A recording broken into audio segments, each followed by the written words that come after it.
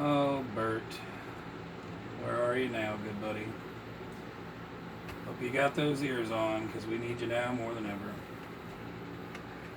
Oh. Didn't hear you come in. Well, we're back in the fort, talking about collectibles. We got some new ones to show you today, saving up for our hopeful future toy store. You know, I love America. And I don't think there's ever been much of a better soldier than G.I. Joe. You know, there's something about this guy that just makes you feel safe and just makes you feel like this is what America should be. This is something we picked up not long ago. It is from 1996 by Hasbro. It's a G.I. Joe Dress Marine. It's actually in really good condition. He's got a good old American flag, which, whoops, every collector should. Or every collectible, anyway. Back when America, well, it was a good thing to have in a nice collection or even a box in your garage. I just like the overall box. You know, the crazy thing about this guy originally came from Toys R Us. Now, I don't know if you young people watching know what that is, but it was once one of the greatest toy stores in America.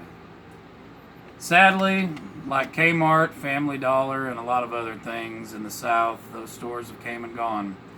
But luckily, thanks to good old American flea markets, we can still find a good collector's edition. Now, I've looked on eBay.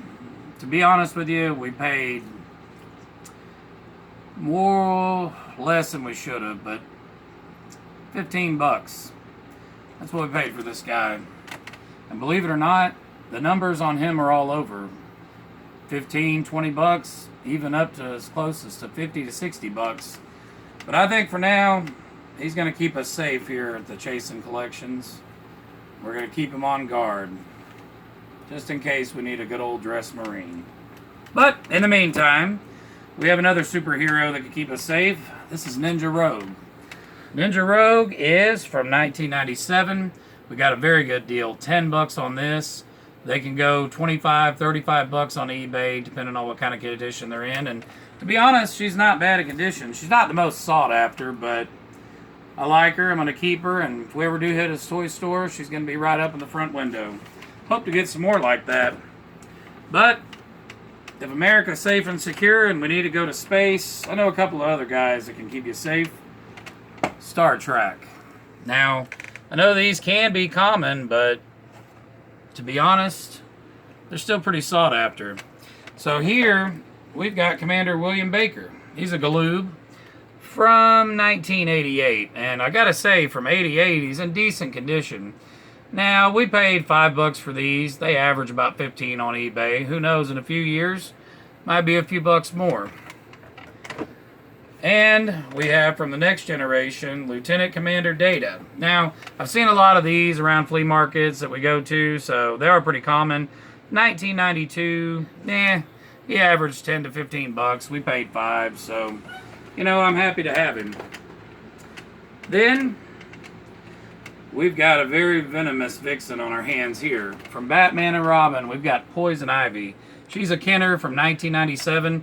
Believe it or not, I only paid $5 for this. You can get about 10 to 15, but these are fairly common, but other than a few tears on the box, she's in pretty good condition for being as old as she is, although I've seen older. Then, we've got a Blood Queen on our hands. This old girl is from Wetworks.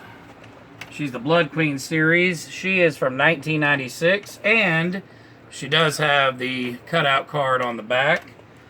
Ceremonial staff and a reel with a cloth cape. I see these a lot, not a whole lot, but I do see them. We paid about $8 for her. She can go upwards of 15, 10 on the conservative side. And then somebody definitely needs our help and protection in America. Frankenstein. You know, it's from 2022, so it's pretty new, but it is sealed in the package.